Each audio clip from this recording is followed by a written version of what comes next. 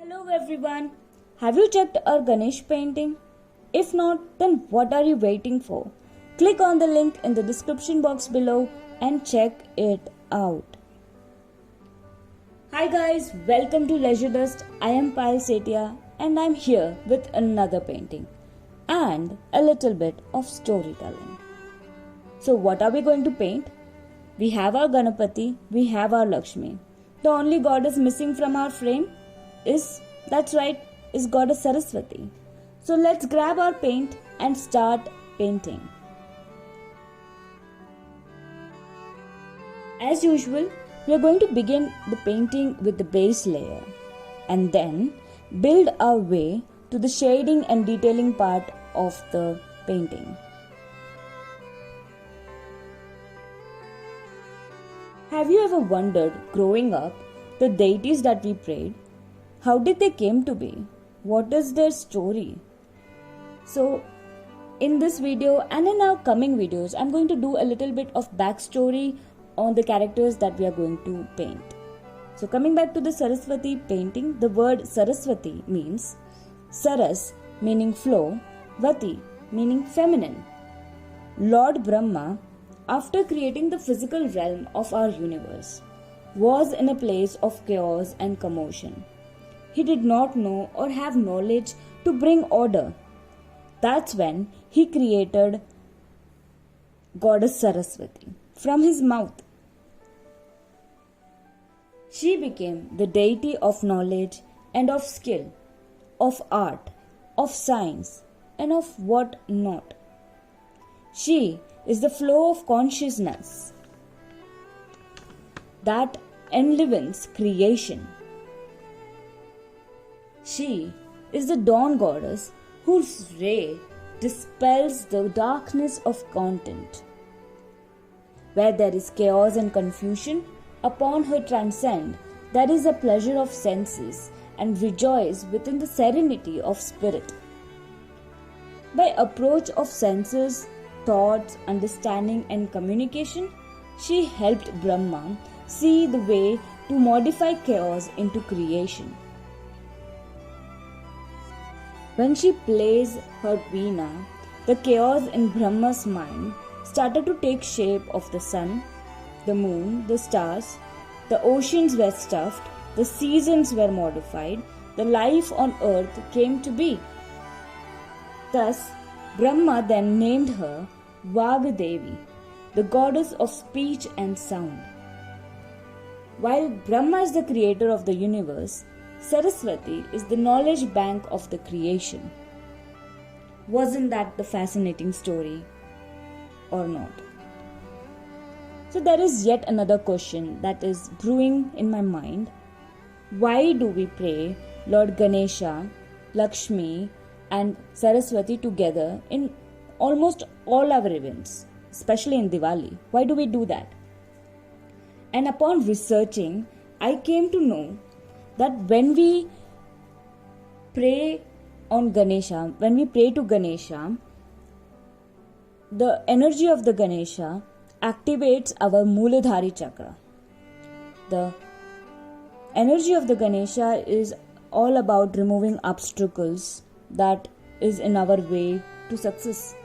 And when we meditate on his energy, our Mooladhari chakra gets activated and we become the masters of success. Saraswati is the goddess of Swadhisthana chakra. She supplies the chakra with the knowledge of creations. She fills our body with the knowledge that was a lack in our life. And with her help, we then become the master of the wisdom. Lakshmi is the goddess of Manipura chakra. She is the supplier of the infinite wealth, abundance. So, upon meditating on her energy, we became the master of the prosperity, of abundance. When these three chakras get aligned together, we become the master of all, the master of prosperity, master of success, master of wisdom.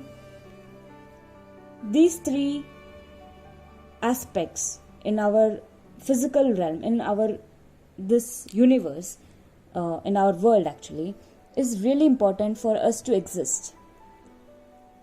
So that is why we pray upon these three god and goddesses to make our chakras align with the universe, to manifest prosperity, to manifest success, to manifest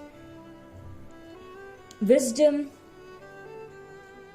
And there you go, guys. This is the story of why we pray them together, and this is the basic idea for me to create the mythological characters in the most chibi form.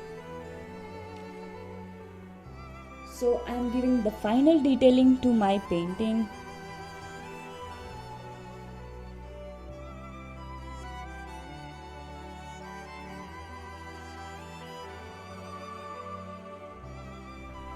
So if you want to know how I shaded everything about, if you want me to talk about it, you can check our Ganesha video. I have done a lot of explaining on how to do the shadings and everything. So you can check that out. The link is in the description box below. So I'm giving here the final detailing to my painting. The final step for any painting is to give a coat of varnish. I'm using Liquitex varnish, a satin finish. It will protect my painting from any dust or damage from time.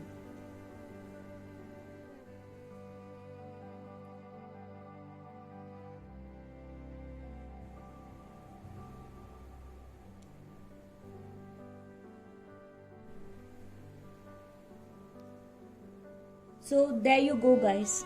How did you like my Saraswati painting? Is it good? I think she's gorgeous. So if you want to recreate any of my art piece, you can definitely create them, and please do share your recreated art on my Instagram page, Leisure Dust. So here we are, our final three mythological characters, Lakshmi, Ganapati and Saraswati. Thank you guys for watching. Please like, share and subscribe. Also comment down below what you thought about the paintings. If you have any questions, let me know in the comments. Yeah, so this is Payal Sethia signing off. I'll see you next time. Bye.